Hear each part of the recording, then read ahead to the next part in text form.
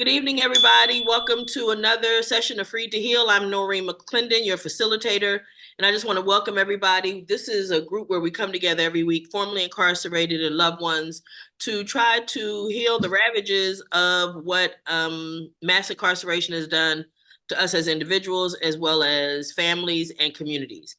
And we started focusing pretty much at the beginning of the year, really trying to work on how do we get better? Okay, because we've identified a lot of things and issues that face us.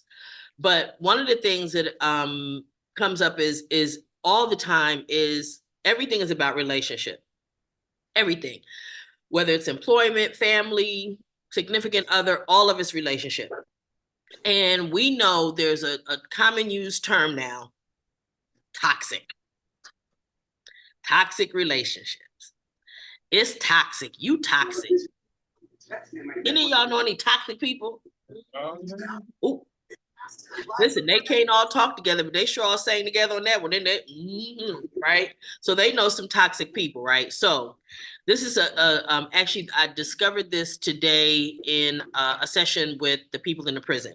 And it was a video about a guy saying 7 signs you're in a toxic relationship. And I figured we could discuss those today. Now, as I say these, if anything comes to mind, I would like for you just to go ahead and chime in, okay? That's you guys here, as well as those that are joining us online, okay? Chime. 7 signs that you're in a toxic relationship. So here's number 1. One or the other is constantly blaming others for things. Right? Number 2, if there's abuse of any kind, physical, mental, emotional, financial abuse, sexual, verbal, any of that, lying, or cheating. All of that is toxic. Y'all got that understood?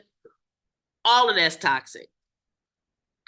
Monitoring phones or other activities of the other party. Okay, y'all ain't got nothing to say about that, but let me just tell you this. If I got to monitor your damn phone, I don't need you. Say that again. Can you say that again louder, Mr. Terrell? That's some kid stuff. Thank you. That's for children. I'm a grown woman.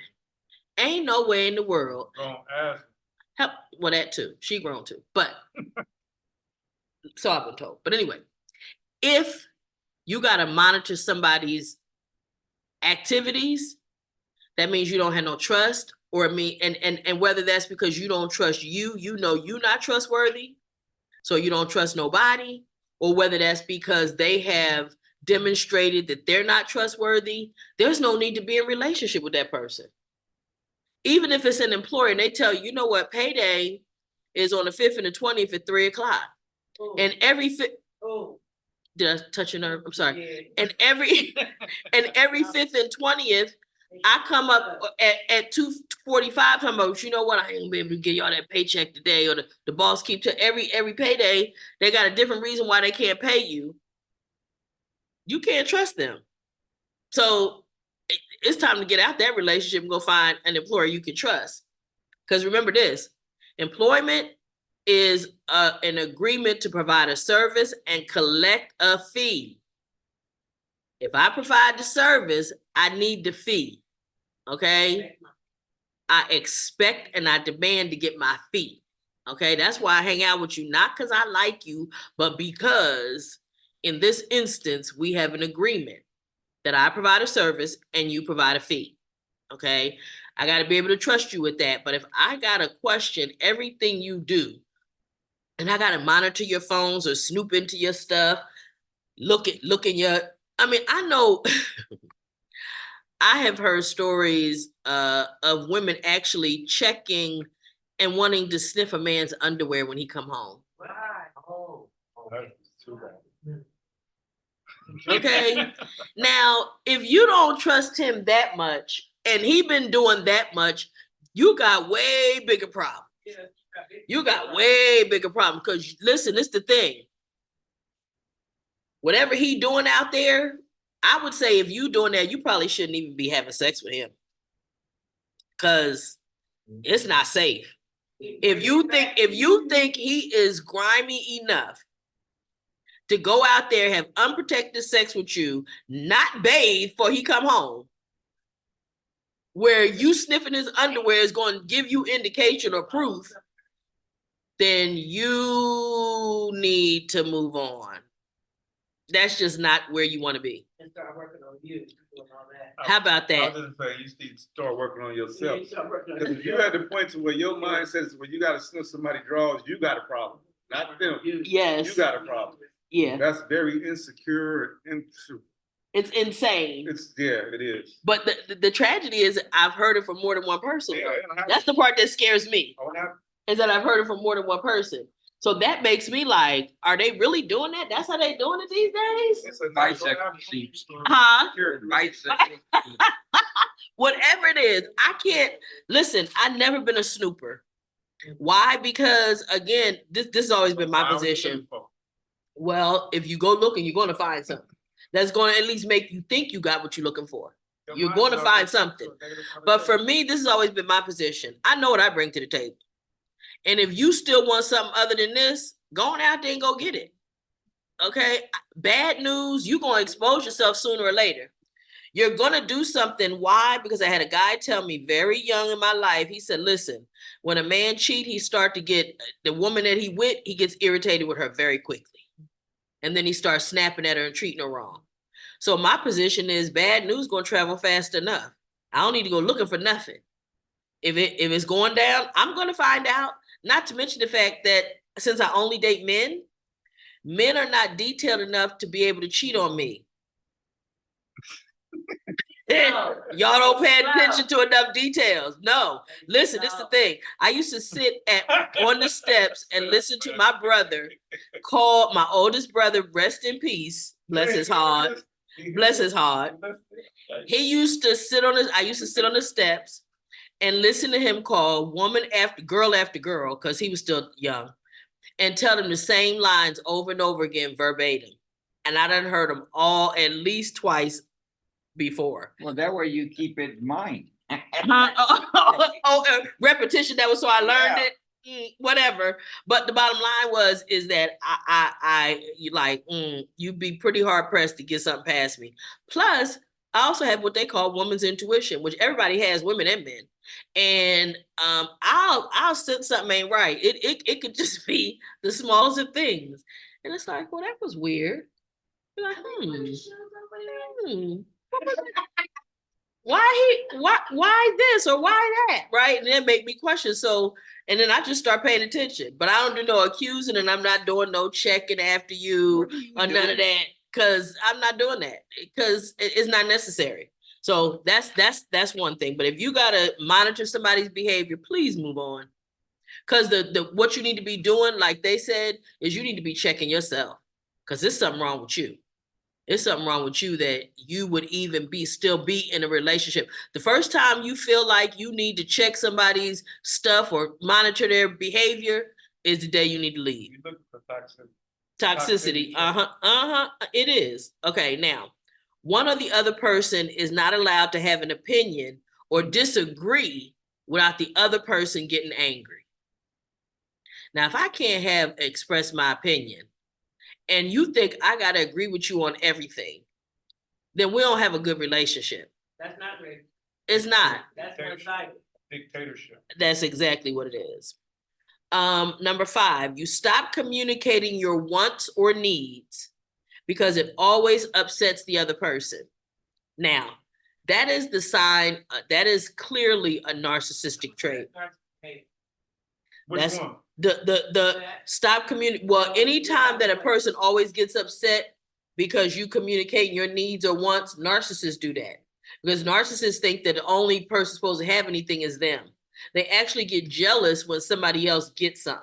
Like they envy the fact that, like you got a new car, you got something, they mad. They can't actually express it out loud, but they mad. They envious because you got a new car. My friend, we've been friends for a long time. Her name is Diane. She back there. Oh. If Diane get a new car, guess what I think? Oh, good, we got us a new car we can ride around in. I see that as we got us a new car. Because guess what? If I want to ride in it, I just go get in it and tell her, Di, come get me and take me somewhere. Why I gotta be mad that she got a new car? Right? But a lot of people, but that's narcissistic behavior right there. And when you see it, the bottom line is, so the man that did let me go to this last one. I'm gonna tell you what he, after these two, and tell you what he said. One or the other keeps a scorecard. Listen to this one, Di. For every bad or good thing that's done in the relationship.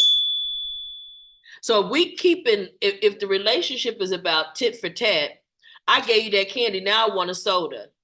Kiss my ass. Why I got it? You couldn't just give me a soda, or you couldn't just give me a piece of candy, right? We keep a score for everything. Well, the last time you wanted to go to the movies, we did what we went to see. You got a big right. Yeah, I didn't get the big piece of chicken. Yeah. Right? Okay, all of this is not, because that's also indication of narcissism, right? And then your partner, listen to this one, never takes responsibility for anything that's going wrong in the relationship. So that means that you are always responsible for everything. There's no way that you could be responsible for everything. Wouldn't a person be better off just not being around other people? You know, I mean, some people are not made to be partners with people. Well, it depends on the nature of the relationship. And I will say this, I do not believe that people were made to be alone. Why? Because that's what he said when he created woman. It's not good that man should be alone, and I believe that, right? So from a spiritual standpoint, I have difficulty accepting that as a concept. What I will say is, yes, there are people who are not fit for human consumption, but that is because they have taken on through a lifetime, they have taken on negative views of themselves and of the world. And because they're so negative, it makes them not fit to be around people. When you are that negative and that depressed and that all that, stay your behind in the house. You know, you seen people who I don't give a shit what you say. They got to say the opposite, even if they agree with you. They got to say the opposite just to run their mouth. Yes. And they're not fit to be around people. Why do they do that? Why do they do that? They do that because they're unhappy. And they can't stand the notion that you would make a valid point, because everything is about them, right? And their view of the world.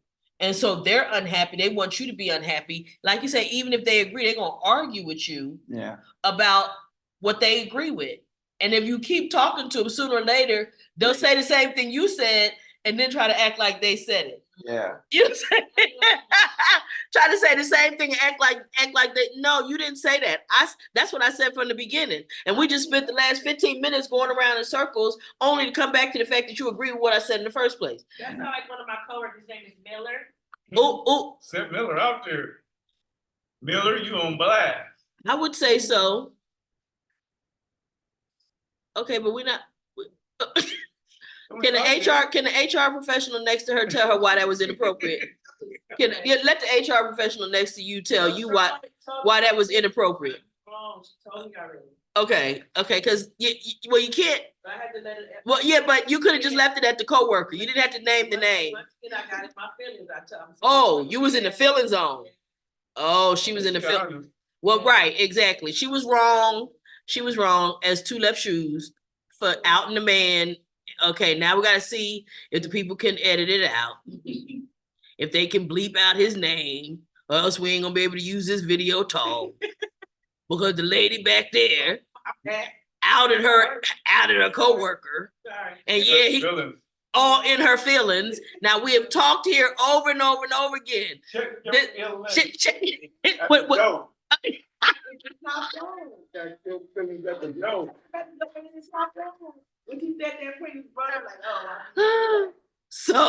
So again, Whew, sigh. Thank goodness we got HR professionals around here. You know what I'm saying? To be able to talk to the people and explain to them. You know what I'm saying? You got to come out of your feelings. We've been talking about this on and off regularly, right? Where do the most things that are the most destructive happen? In the feeling zone. When I'm in my feelings and I'm not thinking, right? That's where the things really go bad. What did you always say? How many seconds is it, Pike, that you need? 3. 3 seconds. Yeah, fuck off your whole life in 3 seconds Yep. and pay for it for 30, 40 years. Yep. Yeah. And why? Once they put you in that car and put the cuffs on you, Too late. yeah, it's over with. And you sure be wanting them 3 seconds back, don't you? You want them 3 seconds back. You know what? Sometimes no. So yeah, I understand that. Those 2 punks I killed, no, Yeah. no, I don't. Right. I did the time, and I did twice the amount of time, over twice the amount of time that I supposed to have done. But that's just like every time I told you, I went to the board, I told them what happened. Didn't lie. I said they pulled a knife. I gave them a chance to back the fuck off. And I told them I'd kill you. And they said, well, kill. And that was enough. That's all I wanted to hear. And I blew them both up. But I don't feel bad about that because it was them or me. And that's what you understood. Now listen. I'd rather be tried by 12 than carried by 6. Well, and listen, we can't argue with that, but I will say this, as clearly as I need to be saying this, Free to Heal, we do not advocate violence. However, this is his opinion and how he feels about what happened in his life. He felt his life was threatened, and he does not have any regrets for taking those people's lives because he felt like it was his life or theirs. The other thing about it is he did his time. Okay, so let's make sure everybody hears that part of it too, because guess what? Whatever it was, had he chosen at that moment to leave, who knows? Maybe he wouldn't have done all that time, but we'll never know none of that now. No. Because guess what? In them few seconds, decisions were made on their part. He gave an opportunity, they made a choice, and they paid the price. He made a choice and he paid for that choice. We're all responsible for the choices that we make.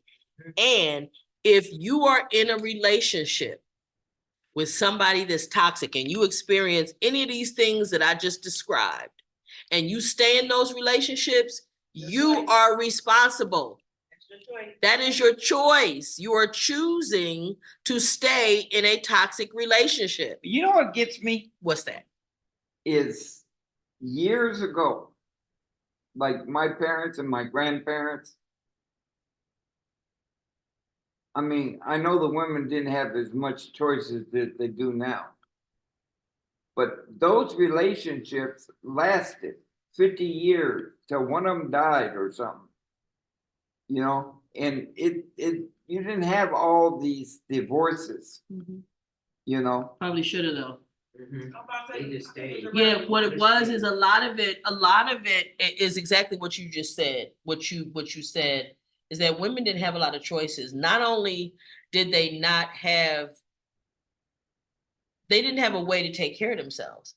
The opportunities didn't even exist. It wasn't that they didn't want to, it was that the opportunities were not afforded. A woman could not have a credit card in her name until 1972 in this country, right? So there were financial reasons why families stayed together, but I will also say this, those are the roots of the toxicity and dysfunction that we see today. But I don't see the bullshit that you see today. You know, because it wasn't out there. It was there. Let me tell you something. It was there. Trust me. It was there. I will say this, in the time that we live in today, we have a lot of media. We have a lot of ways to ways for people to know things like these things here, right? everybody is a news reporter. Everybody, social media allows us to know things so quickly now that we didn't have those options before. Right, period. Nobody knew, right? Well, but that didn't mean that it wasn't going on. And what I will say is, far as I can tell, I know too many families that had toxic stuff going on, and it was a bunch of nonsense, a lot of pain and hurt that people grew up with. But the thing was, you just don't say nothing. How many of us in here have heard the saying, what goes on in this house stays in this house, right? Okay. You didn't go outside and say those things in public. You just didn't talk about it. Little girls were having babies by their daddies, and you didn't talk about that. Right? Racism was alive and well, and police was killing folks, but you don't talk about that. You don't have no proof. Well, if they should have just complied, all these different things, right? And your neighbors was your brothers and sisters, you said they were just your neighbors. Right. How about the ones that had multiple families in different places? Right.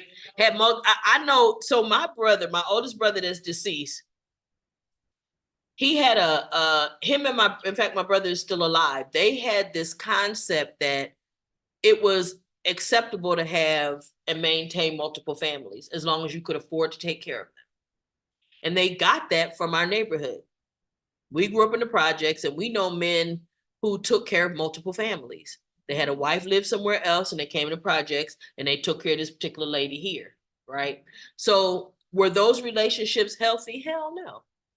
Hell no. I know a guy came here, talked about wrote that book, that big old thick book, and talked about the family, the father living around the corner is with his family, remember? Right? Yeah. So there are families that were out there that it wasn't healthy. It wasn't healthy. And as women began to have options to take care of themselves, they started choosing to get out. And men too, for that matter. Because let's not make it seem like the men was always the problem. No, it was some women didn't deserve to have husbands neither. You know, my mom worked all of her life. Mm-hmm. When she worked for the railroad, she had a small motel and a diner. Mm-hmm. And then later on, when we moved to Orange County, Mom started ironing clothes for a living. I mean, she's standing there all day and watch the soap operas and just iron and iron and iron, like 25 cents a piece or whatever. But when it came to money, Mama knew money. She didn't blow it. She'd tell you, and I don't know how many times I heard this. She says, if you can't pay for it, I ain't talking about writing no check or signing no lease, or if you don't have the money, you don't need it. Okay. And she meant what she said. Because one time when I was in Alabama, I needed some gas, and I told the dude, let me get some gas till Friday till I get paid. And the guy said, yeah, but sign this check, for the gas. I'm not going to turn it in. Anyhow, I told Mom what I did, man. She had a fit. Went down there, cussed that motherfucker out, told him if he ever did something like that again, and I'm sitting there looking, what the fuck's happening? Said, no, you don't do that to my kid. You get mad, you got this check, you don't date it or something, the next thing you know, you'll say he ain't paid his bill or some fucking thing, but she didn't. So when she was with your dad, basically, she was there because she chose to be. She loved your dad. Yeah, but she go down to his job and get his check, and she would give him so much for the weekend to drink. And then she gave $1.25 a day to get a pack of cigarettes and a coffee or some shit like that, She was a business. She managed it. She managed the money. But we never had a bill collector come to the house. That meant she was good at it. That meant she was good at it. And some women are good at managing money. In fact, a lot of women had to be. They had to be because you robbing Peter to pay Paul, and you're doing what you got to do to keep things moving.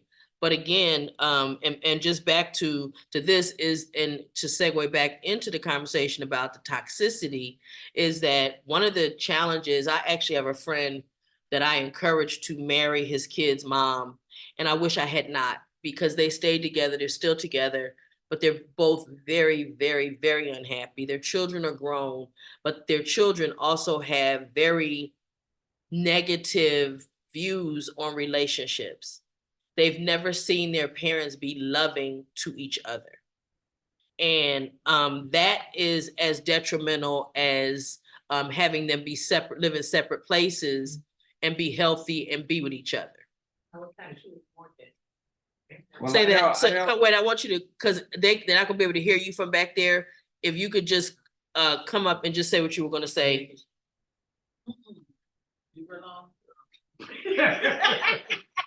I couldn't hear him last week at all when she was talking. I said actually more detrimental To stay. to stay because Yeah, come on. because you get this notion that your kids don't see you. Quit touching my chair. Come on. I'm fine. I'm fine. Where I She am. working away. Get this notion that your kids are young and they don't know. They know. They can see, they can feel, they can smell. Yes. They know what's going on. And even in the moments where they don't know, maybe you think your 4-year-old doesn't know, but what the man is teaching that 4-year-old boy is how to not love a woman, or teaching that, or that mom is teaching that 4-year-old girl how to not love a man. There's no affection. There's no basis in this relationship. You're just existing. So you end up in those types of relationships. I'm saying for the kids is you end up teaching them how to harm one another. You teach them how to harm the opposite sex or same sex. You teach them how to harm their partner is what you end up teaching them. When you say to the child, I love you, and our breakup has nothing to do with you. It's no different than you explaining, he's a good father. Maybe he wasn't a good man, or wasn't a good husband, or wasn't a good boyfriend to me, but he's a good father to his children. And we've learned how to separate the two, because these are two different relationships, but that staying together for the sake of the kids, you are ruining your kids. Yeah. I've seen it happen. I've had conversations with friends, and they are absolutely positively miserable, or they're teaching their children how to have this stoic existence that doesn't do anything to facilitate their healthy future. Exactly. I tell you, the one that pisses me off is you be going down the street, they got this music blowing in the car, and it's horror this, bitch that. And I'm thinking, you're teaching your kid to call Women. their future partners bitches and whores, and that upsets me. They're not my kids, but it bothers me that they allow that. Just like that word nigger. I can't stand that. That bothers me. Yeah. And it's, it always has. Yeah. Yep. And the thing of it is that, Just like being called cracker back when I was a little boy. sure. But That's this is the what we thing. fought about. But this is the thing, is that people, What? when we're whatever we do, again, particularly as it relates to being in the house with children, I'll come right to you in a second. Children will do what they see us do as opposed to what we tell them to do. They will do what you do, not what you say. So it's very important to live the right example. You wanted to say something, I sure. wanted to say, when Tony was just talking about my father, that he was a full-blood alcoholic, but he provided for his children and his wife. And my mother left when I was 1. She went to Detroit to live with her dad. And he wrote her letters and had her come back, which was the worst thing that could have happened. Both my sisters have been married 3 times. Wow. And they both choose men who aren't good for them. Wow. So, but she was talking about my whole little family. I mean, because that's the example that was laid, not that your mom was intending, but that's the example that was laid for them. I sit and listen to what you were saying about your brothers. Growing up, my uncles, there's very little space between us, 10, 13, 11, 12. They would be in conversations with women or girls or young ladies at that time, and they would come with that bull and they would lean right over to me and say, don't fall for that. Don't do that. And I'd be like, okay. And then the women would come over and they'd be crying and what have you. And I'd be literally like 5, 6 years old. I'd be like, are you gonna be a fool forever? You don't know that he playing you, or and I just think back to, I know I was old, I know I was born 42, but it was like, if they would tell me and I could pick it up, like, why couldn't you pick it up? And even in my own relationships, I'm like you. Yeah, I'm not going to chase you down. I'm not going to do any of those things. I'm looking at the clues that you laying for me, and I can see exactly what you're doing. And I'm going to tell you once, and if you can't correct yourself, I have no problems getting up and leaving. I'm not going to sit at a table where dinner and love is no longer served. I'm not going to cry. I mean, when I was younger, yeah, I would cry, but it was the thing that if you saw a tear come out of my eye, Oh boy. run. Yeah. Run. Wait. I want the clarity, right? You say you was born in 42 or At 42. Oh, okay. She was born as an old soul. Okay. No, I was like, wait a minute. Okay. If you was born in 42, you look hella good. Okay. So I just want to make sure my ears are hearing right. Say the same thing. Yeah, that's what I was saying. Okay. I mean, I think everybody heard what I heard. We want clarity, right? I had to have been born an old lady Gotcha. or old soul because, like, I was just always so matter of factly and old. I mean, I would be like, my uncle would hit his girlfriend, make her bleed, bust her eye, and I'd be like, I'm 8. When are you leaving? Like, what are you doing? Why? What more do you need? And he says he loves me. I was like, girl, love don't look like this. Oh, And that's it doesn't. But it was like, but they laid a foundation for me of what not to accept. And they were always leaning over saying,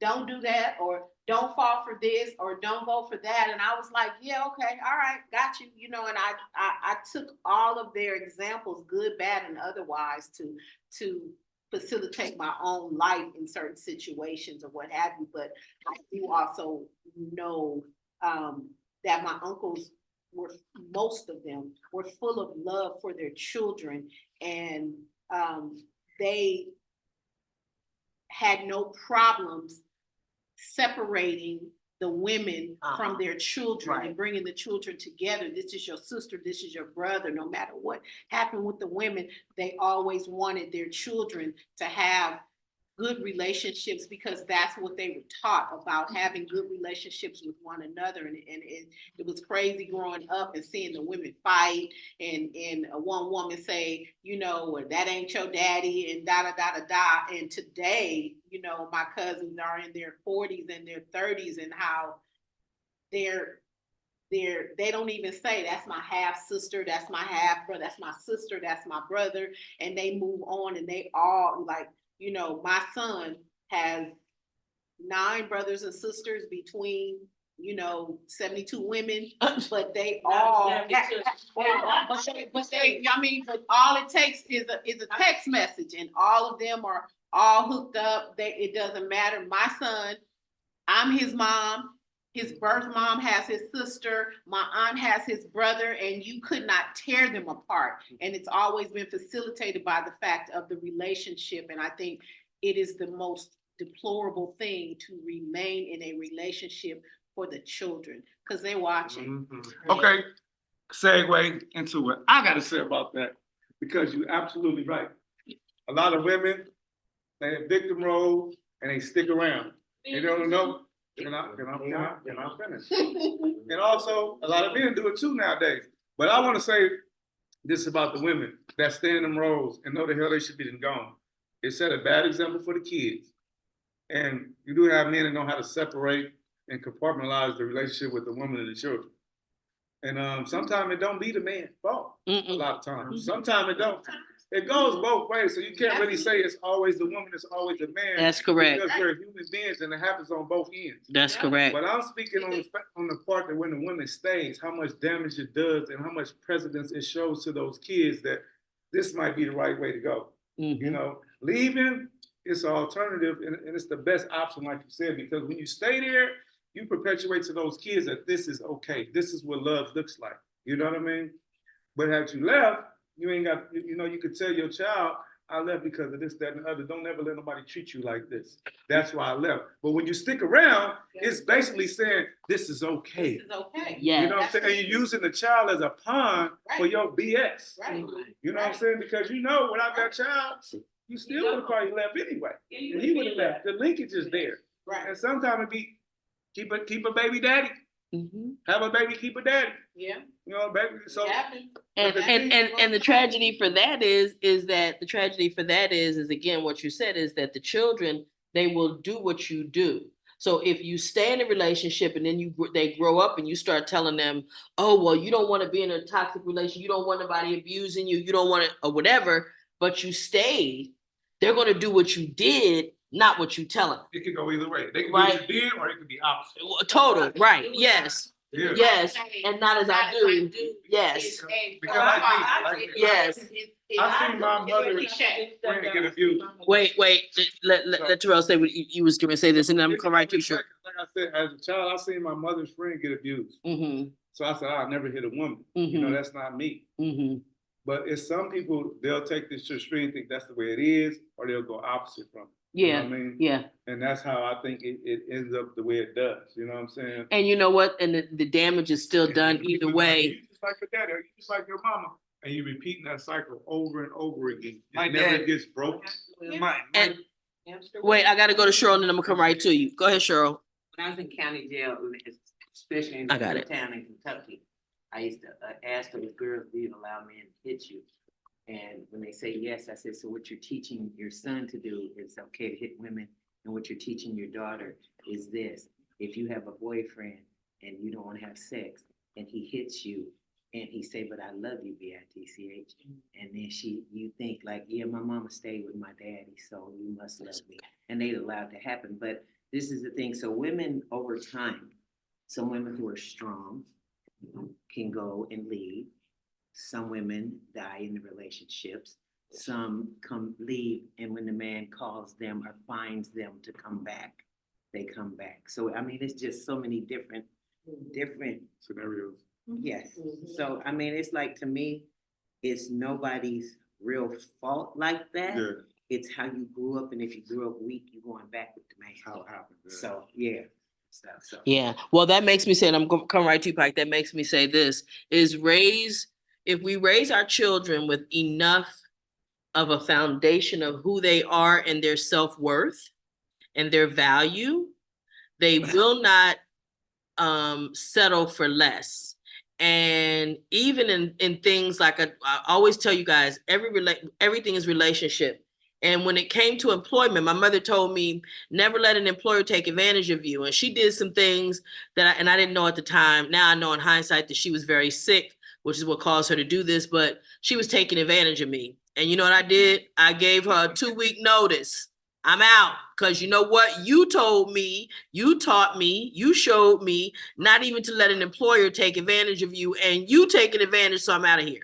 So I'm just saying, you're gonna do what you're trained to do. Now you wanted to say something. No, my dad used to tell me, don't ever hit a girl. And when you're a grown man, don't ever hit a woman. But him and mom, they fought like cat and dog, man. I mean, every Friday night, man, it was. But let me ask you this: Did you wind up in situations where you felt like you had to be, or you were put in situations to be physical with women that you dated? No, I'd shoot them, but I wouldn't get physical. Okay. So when they broke out the window, you might they not I'm right. Okay. But in other words, you wasn't going to fight them I'm like not gonna put my hands on them. right. That's the bottom line. I'll drop them in the street. Okay, but that was the way that was. So again, these are things that and I want to give each of you guys that's on here, I want to get some input from you, Mr. Darius. Talk to me. Unmute and talk to me about the topic. Unmute, you're still muted, All right. What's up, Terrell? How you doing, brother? So, I mean, I've seen this, I'll put it like this. Recently, I was in Palm Springs at my ex's house, right? And her and her two daughters, she had an 18-year-old and a 20-something-year-old. And they was talking about the 20-something-year-old and her mom, they both was talking about how toxic they was. And I was just sitting in the cut, just looking at them like, yeah, I'm gonna have to get up out this house in a minute. You know what I'm saying? But the younger daughter was like, yeah, I'm not trying to be toxic like you two. I'm trying to live a whole nother life. And so anyway, me and her had a conversation. And I told her, I said, this might be the last time I'm out here. But you know what I'm saying? Because I can't deal with that. Being on parole, and it's another thing too. I'm gonna jump to this. Me and my boy from Oakland, we was having a conversation about how these women are now. And we was like, you can't hear me? Yeah, speak up a little loud. I don't know why, okay. For some reason it's kind of low. Okay. So me and my boy in Oakland was kind of having a conversation, and we was talking about the women since we've been locked up. We was like, man, did they get crazy or did they just get abusive? You know what I'm saying? It was like, wow, it's like you gotta watch yourself. You gotta watch yourself in this day and era. Well, and the thing of it is that we probably always should have, and we just didn't know, right? And now it's just, and it's so, everything is heightened at this point. You see what I'm saying? Mm-hmm. So, but it's good that you knew to get that. Maybe I don't want to be over there. You know what I'm saying? Maybe that's not what I want to do. So that's great. Thank you for your input. How about you, Mr. Rufus?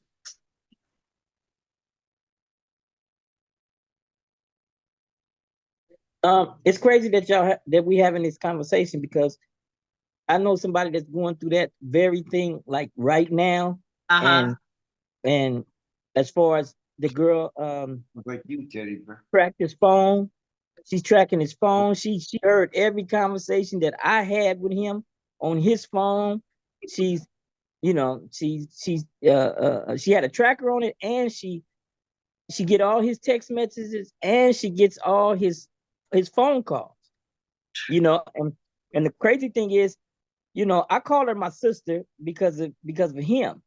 And so, I've been like the middleman between them and stuff like that. So she knowing that I knew some of the stuff the whole while, even though I'm trying to tell him that he need to get his life right and stuff like that. I mean, it's a long story. It's just that he wasn't feeling comfortable in the house, and he went to the street. So when you go to the street, you subject to what's in the street. You know what I mean? And I kept telling her that he's not comfortable in his own house, is why he's in the street. You know what I'm saying? And then whatever she said, but that don't give him reason to cheat. I know, but once you're in the street, you're gonna do whatever appeals to you in the street. So, yeah. But she, like you said, it is something wrong with a person who goes to that extent. And I kind of feel bad for her, that she has to go to that extent. Mm-hmm. And like I was telling them, y'all need counseling. You know what I mean? Because it's a lot that she wouldn't accept. A lot of things he tell me, and I tell her in so many words, but she tell me, look, Bo Pete, I call bullshit on that. Rufus, I call bullshit on that or whatever. So, and I'm like, well, if you're not going to accept his, that, well, anyway, I just told her that y'all need to go to counseling, because the counselor would take what he says and bring it to her, and take what she says and bring it to him, and, kind of iron that stuff out. Mediate. And if she don't accept what he's saying, then you can't fix your marriage, because you're not receptive to the things, to what he's feeling. You know what I mean? But I just said all that to say, that, you know, it's crazy that we having this because they going through that right now today. Wow. Right. And I had to go pick him up, you know, from somewhere, and like 2 days ago, and that ended the relationship though. You know, they relationship was like, but they still kind of, you know, dabbling here and there, but they going through that same thing. And it's crazy that this conversation is what we having today. Yeah, know? it's crazy, huh? You know, it's for something how the universe will bring things to your attention. And one of the things, and I'm glad you said that because it reminded me that the guy that I got these 7 things from, it was a video that the lady in the prison had us to watch for the I See Her group in Solano. And one of the last things that he said was, you're asking yourself, should you run from this toxic relationship? And a lot of people don't want to run, but the reality is, well, then walk slowly. I don't give a damn. But what I do say is that walk, but go. You cannot stay in toxicity for no reason. What you got to do is work on yourself to find out why you allowed it to go on as long as you did. Why did you engage all of that time? There's a reason that you stayed in a toxic relationship. Because let me tell you something. The signs didn't show up just this week. No. It was from the very, very beginning. First, it was a little waving flag. Like, what was that about? Then it got to be a little napkin. It was a little bit bigger. Now it's a whole piece of paper. Yeah. And then it's a big old book. It's a big old book dropping on your head from up above, right? And now you know. So the reality is that you ignored it all along the way for whatever your motivation was. And you were motivated by something to stay in it. There was a payoff. Nobody is totally a victim after a certain period of time. Nobody. And you wanted to say something. And the thing about it, they didn't go get help. If you want to be together with somebody, you know we dysfunctional, let's go get some help. Right. Let's go talk to a therapist or a counselor, somebody. Let's get a middleman so we can get our differences together if we want to be together. Right. But if we ain't trying to work it out, let's just separate our ways. But it don't happen like that, and realistically. Yeah. But so that's the whole thing. And one thing about that red flag, a red flag, you're gonna see it from the beginning. Yeah. Like I told one of my friends, if you was a violent person, I'd have been left you alone. Mm-hmm. But the fact that you're not violent, I could deal with the red flag that you have because I know how to cope with it and I know how to help you get it better with yourself. I'm not offended by it. Mm-hmm. But some people don't know how to absorb certain things and help the other person without lashing out. Mm-hmm. So, yeah. Because red flag can turn green. No, it's definitely not. It's red. It's just red. I just want to say good to see Terrell. All the way from the beginning. Tell you that. Right. Wait. Okay. Wait. 1 second, Rufus. I want you because I think we was kind of over talking each other. Say it again, Cheryl. I said the older you get, the easier it is to see the bull SHIT from the beginning and just say go on. One time I was walking from my mother to the Clark Drugs, and the guy was whistling and yelling, and as a young girl didn't turn for that either. And then less than a minute later, a bottle falls next to me and he calls me a bitch. And I said, exactly, why would I want to talk to a man like that in the first place, right? Right. So it's just, you see that kind of stuff. You doing add on to what Cheryl was saying, not only age, but maturity and wisdom. Yes. Age don't make you wise. Age don't make you mature. It's a whole bunch of old fools out here that act worse than kids. So it ain't the age, it's the maturity. That's for sure. That's for sure. And Rufus, you said something just before I went back to Cheryl. I just wanted to say, I just said it's good to see Terrell. Good to see you. Okay, awesome. Yeah. Awesome. Yeah, we're glad to have him in the room. We'll see you soon, hopefully, okay? Absolutely. In the room. Okay. Absolutely. All right. All right. And then, and so, Mr. Terry, I want to ask you to unmute and then give us your comments as well. Well, Noreen, my father and mother fought a lot wait, too. 1 second, Mr. Terry's talking, y'all. My dad and mom used to fight. My dad would go get drunk, then go down to the pool hall and play penny ante poker and spend all the rent money and all that. My mom didn't have much of anything, but we owned a lot of stuff. My dad had his own mechanic shop. My mom worked for the LA paper company in Bell Gardens. And we moved to Bakersfield. He bought a dairy or half of a dairy.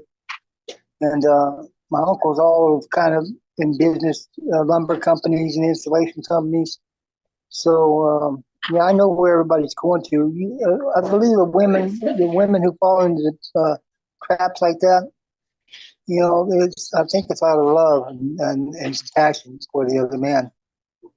It can be, and also another very big factor is low self-esteem, low value for yourself too. Because if you really value yourself, you understand that love is not abuse. Love is not it doesn't function that way, and it's certainly not healthy. So yes, there's a lot of low valuing of oneself to allow you to put up with being harmed, certainly in a physical way, emotional way, or otherwise, to stay in a relationship.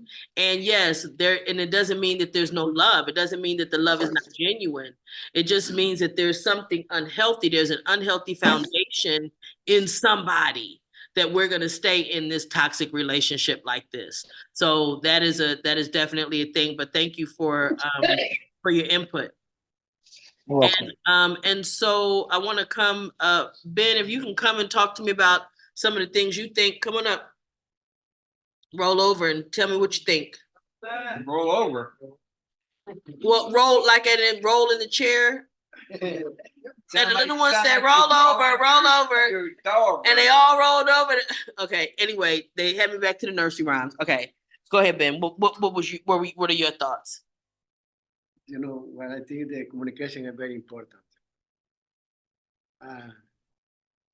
Every time when you try to release something, you have to think about it. And something I learned is you have to respect everyone. I know that because I have when I was a child, my father, he was alcoholic. And he never was responsibility for us. He never bring food for me and my brother. He never take care of my mom. My mom never take care of and now I see that point. I know what important is to learn, to learn to be responsible. Be responsible, in everything. Yeah. And that's not easy, because most of the men try to do the best for themselves, take care of themselves. Right. It's something is when God made the man, he said, we need a woman. Right. But this is the point. God is as a God who knowledge, he never said, I want to make the woman from the head, the man. Because he want to be the woman, be the head of the family. To help. He never said, I gonna make the woman from the feet. Right. Because God want to the man. Right. To the woman. He said he made the woman from the ribs. That means that has to take care. Yeah. But the problem is that this is a help for the man. A woman is something to help the man, but the men take the woman like a slave, Yeah. Sexualist. Right. Yeah. And women are not to be slaves. That's exactly right. That is not what that's for. And like you say, to be a help, but not a slave. And there is a difference in the two, right? So a lot of people they think that's what that means, and that's not necessarily the case. Mr. Doyle, any comments from you, sir? Okay, Ms. Roberta.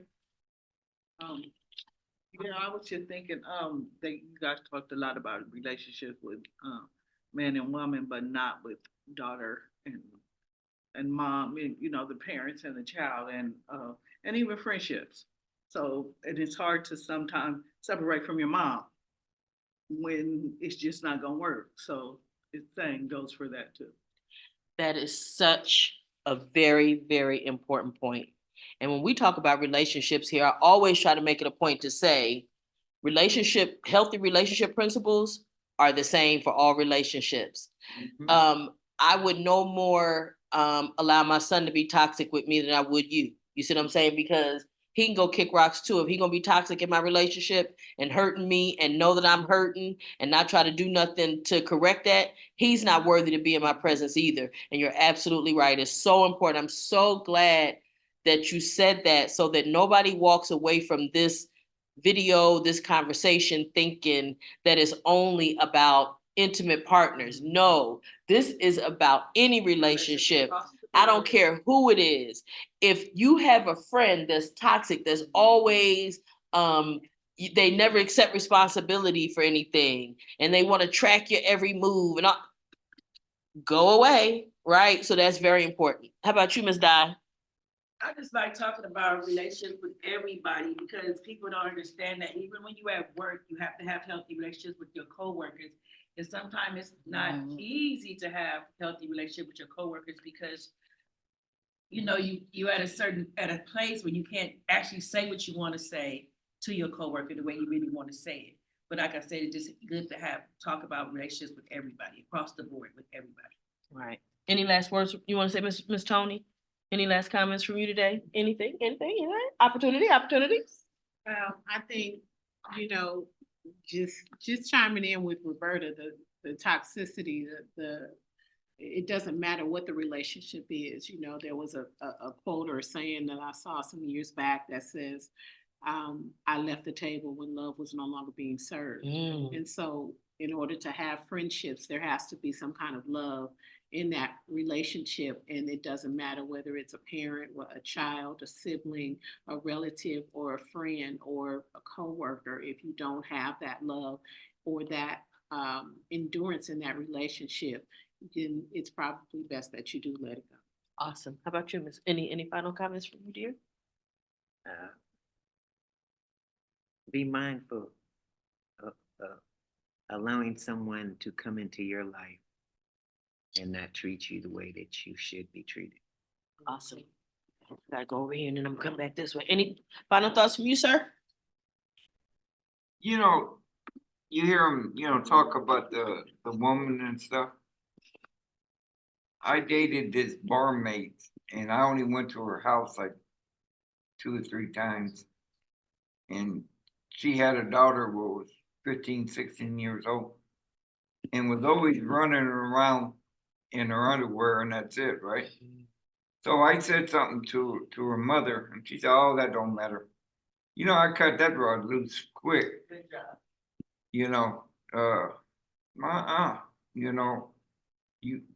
You can have respect for yourself. You don't have respect for your daughter.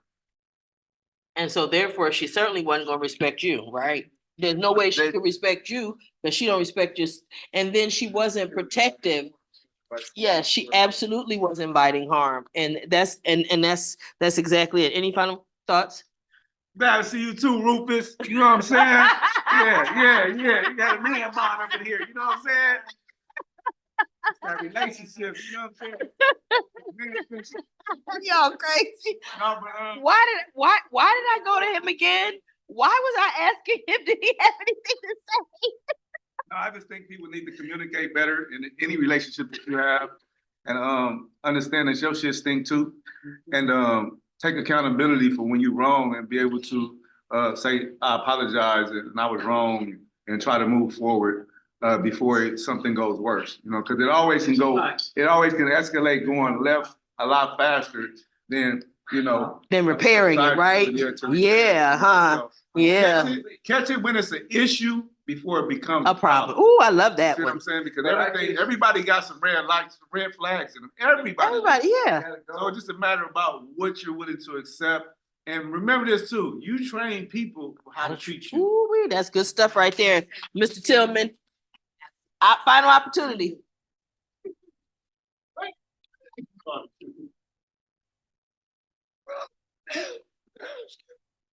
Oftentimes when subjects like this will come along, I try to just get back and listen and learn.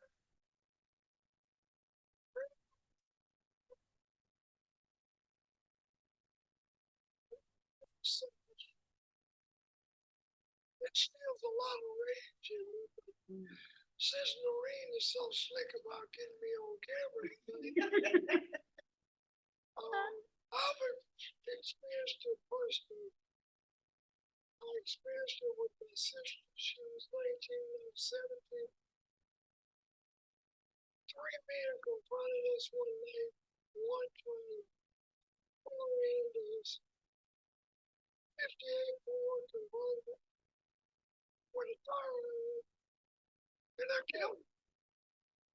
I tried to kill the other two, but I couldn't catch her. She was, in the process, she was laying on the sidewalk, bleeding. But to get beyond that, I think it was a curse the way my father taught us. But I learned to love him because he always said that a man can be measured by the way he treats his women and his children. And what he taught his boys was there will never, in the life that I live, and until the day I die, any excuse coming out of the mouth of a man why he didn't rescue a child or a woman from what he knew was obvious abuse.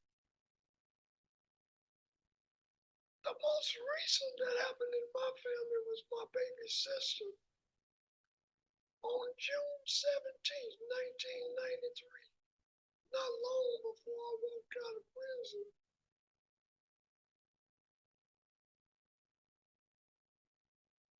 Where her boyfriend entered her apartment late at night with the key in one of the bigger rooms she had put it on an extra key. And he shot her in the head twice while she was sleeping. That was my baby sister. Her name was Cynthia. Everybody knew she was a baby speaker.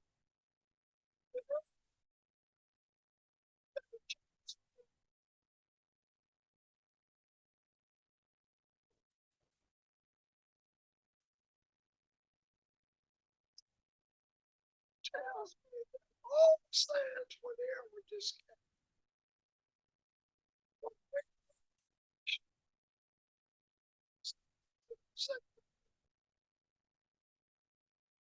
He got just this. He took a plea for second-degree murder. But I'm curious.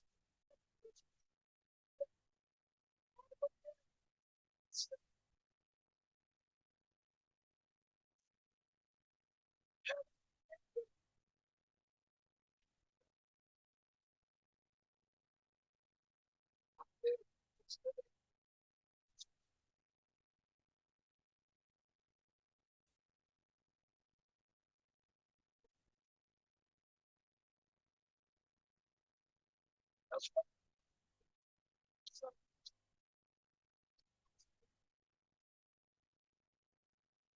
it's still by him. Still being come on, the smiles about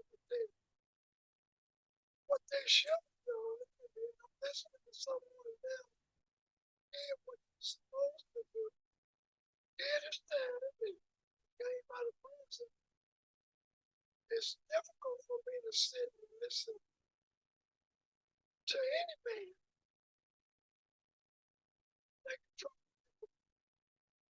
that something as drastic as that happened. And I'm not saying that happened tonight because if it did, I didn't hear it or I would have commented on it. But no man, this is my point, no man should ever knowingly walk away from a woman or a child is being abused. Because there's no excuse. And if I know, you can tell me that there is, because you can't change my mind on this subject because my father taught me that.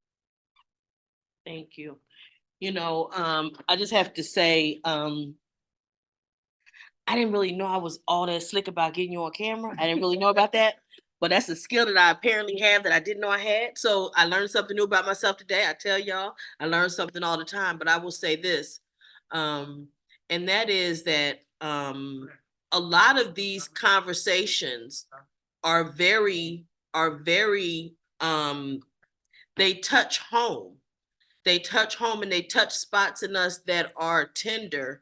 And these are more often than not the areas we need healing, right? Because this is often something that's there that needs a little salve on it. You see what I'm saying? So I'm grateful that you agreed to even have a comment, but I want you to also know this. If ever I ask you, you are not obligated to comment on a topic. Okay, well, that's how you feel, but I want you to know that from my standpoint, you are free to say to me, this is a topic that I don't want to touch. I don't ever want you to feel obligated.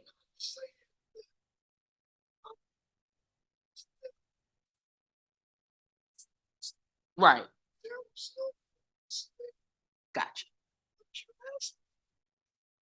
There it is. As much as you did for me, just allowing me to be here amongst these individuals that you so expertly have assembled.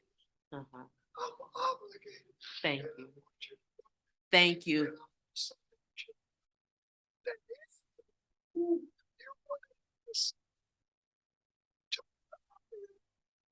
That I maintain the right to say I'm yes, but I'm never gonna refuse. Thank you. Thank you. And that's awesome. You know, that's an awesome relationship that that despite the fact that this may be painful topic, that he's willing to participate and he understands he's not obligated, but that he feels obligated because he has that much of a commitment to this group and he feels that much of a part of this family, this crazy family that we have assembled here at Free to Heal. And so I feel honored that you feel a sense of obligation to this family. That means we've done our job, y'all. As crazy as y'all are, not me, as crazy as y'all are, that would be you too, Tony. As crazy, ooh. She didn't mean it in the back.